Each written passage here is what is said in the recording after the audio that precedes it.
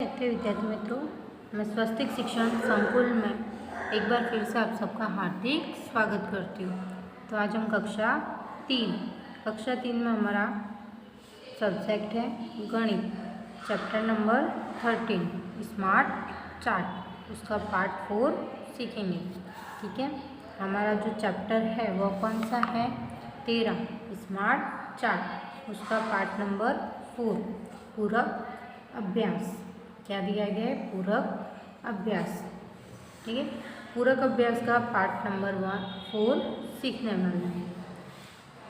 पहला क्वेश्चन क्या दिया गया? 5 दोस्तों का समूह है जिसमें से दोस्तों ने अपना अपना पैर नापकर पट्टियों को कुछ इस तरह चिपकाया है जैसे नीचे दिखाया गया है।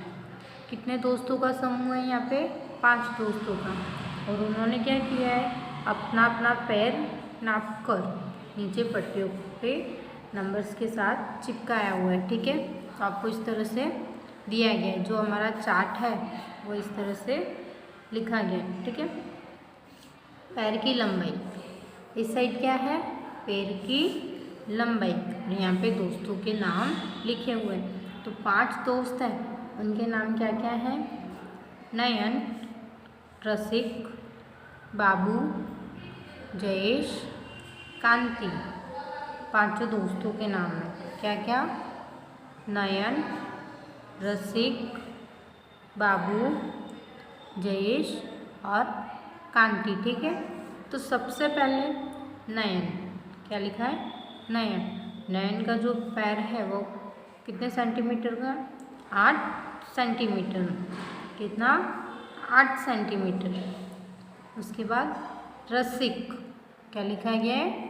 रसिक। रसिक का पाँव कितना सेंटीमीटर है? 14 सेंटीमीटर। कितने? 14 सेंटीमीटर है। बाबू। क्या लिखा गया है? बाबू। बाबू का पाँव 10 सेंटीमीटर का है। जयेश।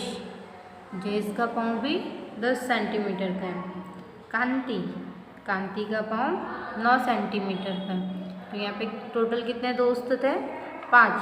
तो 5 जो दोस्त हैं, नयन, रसिक, बाबू, जयेश, कांति, उन तीनों के पाँव के नाप अलग अलग हैं। ठीक है, पहले का 8 है, दूसरे का 14 सेंटीमीटर, तीसरे का 10 सेंटीमीटर, चौथे का 10 सेंटीमीटर और 5वें का 9 सेंटीमीटर। इस तरह से सभी के पाँव की जो लंबाई है वह कुछ इस प्रकार अलग अलग दी गई है। ठीक है, अब आपको क्या बोला गया है? आलेख पर से जवाब दीजिए। अब सबसे पहले आपको आलेख देखना है, उसके ऊपर से यहाँ पे आपको कुछ क्वेश्चंस किए गए हैं, उसका उत्तर आपको देना है। ठीक है, तो आप पहले चार्ट देखिए, जो हमें आलेख दिया गया है वह ध्यान से देखिए और इन प्रश्नों के उत्तर आराम से दीजिए। आलेख पर से जवाब दीजिए। पहला प्रश्न, किसके पैर की लंबाई सबसे अधिक है? कितनी? आपने आलेख में देखना है। सबसे पहले आपको क्या करना है? आलेख में देखोगे तो किसके पाँव की लंबाई सबसे ज़्यादा अधिक है और कितनी है? तो क्या आएगा?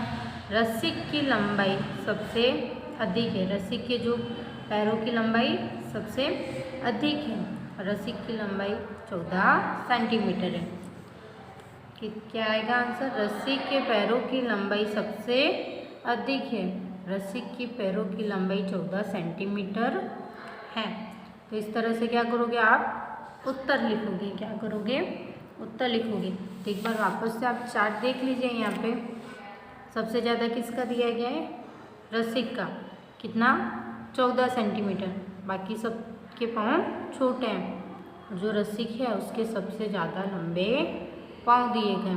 तो किसके पैर की लंबाई सबसे अधिक है? तो उत्तर लिखोगे रसिक के पैरों की लंबाई सबसे अधिक है और वह 14 सेंटीमीटर है। ठीक है, अब उसके बाद आपको क्या दिया गया? किस के पैर की लंबाई समान है?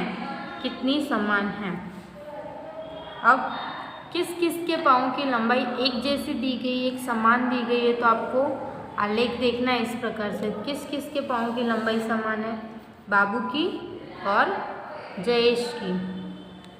आपको आलेख में दर्शाया गया है बाबू के भी पाँव की लंबाई कितनी है 10 सेंटीमीटर और जयेश की भी लंबाई कितनी है 10 सेंटीमीटर। दोनों के पाँव की लंबाई एक समान है। तो आप उत्तर किस प्रकार से लिखोगे, आप उत्तर में लिखोगे बाबू और जयेश के पैर की लंबाई समान है, उन दोनों की पैर लंबाई 10 सेंटीमीटर है। प्रश्न क्या बोला गया था, किस किस के पैर की लंबाई समान है, कितनी समान। तो बाबू और जयेश के पैर की लंबाई समान है, उन दोनों की पैर की लंबाई कितनी दी गई थी 10 सेंटीमीटर, 10 सेंटीमीटर है। ठीक है, इस तरह से आपको आंसर लिखना है। अब उसके बाद तीसरे में क्या दिया गया है, नयन के पैर की लंबाई कितनी है। तो आपको क्या करना है, आलेख देखना है सबसे पहले। तो आलेख में आपको सबसे पहले नयन दिया हुआ है, क्या दिया गया है नयन। तो आपको प्रश्न पूछा गया था, तो नयन के पैर की लंबाई कितनी है। तो नयन के पैर की लंबाई कितनी है 8 सेंटीमीटर। तो उत्तर किस तरह से लिखोगे आप, यहाँ पे नयन के पैर की लंबाई 8 सेंटीमीटर है। इस तरह से क्या करोगे आप उत्तर लिखोगे। तो उत्तर में हमने क्या लिखा, नयन के पैर की लंबाई 8 सेंटीमीटर है। ठीक है, अब ये हमारा क्वेश्चन नंबर 3 पूरा हुआ है। उसके बाद क्या आता है क्वेश्चन नंबर 4।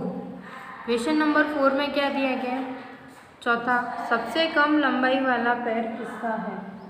सबसे कम लंबाई वाला पैर किसका दिया गया है।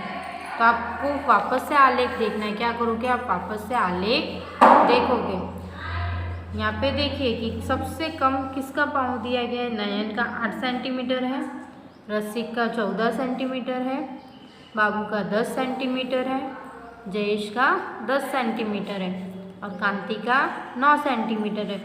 तो सबसे कम जो पैरों की लंबाई है वह किसकी है, नयन की है। किसकी है, नयन के। तो आप उत्तर में क्या लिखोगे, सबसे कम लंबाई वाला पैर नयन के हैं। ठीक है, इस तरह से आपको 4 प्रश्न दिए गए। एक बार हम प्रश्नों के उत्तर वापस से देख लेते हैं। किसके पैर की लंबाई सबसे अधिक है, कितनी। तो रसिक के पैरों की लंबाई सबसे अधिक है, रसिक के पैरों की लंबाई सबसे अधिक है, रसिक के पैरों की लंबाई 14 सेंटीमीटर है। ठीक है, दूसरा, किस किस के पैर की लंबाई समान है, कितनी समान है। अब आंसर क्या है, बाबू और जयेश के पैर की लंबाई समान है, उन दोनों की पैर लंबाई 10 सेंटीमीटर है। बाबू और जयेश के पैर की लंबाई कैसी है, समान है। कितनी है, कैसी है, समान है। और उन दोनों के पैरों की लंबाई कितनी है 10 सेंटीमीटर। ठीक है, अब उसके बाद क्या दिया गया है, नयन के पैर की लंबाई कितनी है। तो नयन के पैर की लंबाई 8 सेंटीमीटर है। कितनी है, नयन के पैर की लंबाई 8 सेंटीमीटर।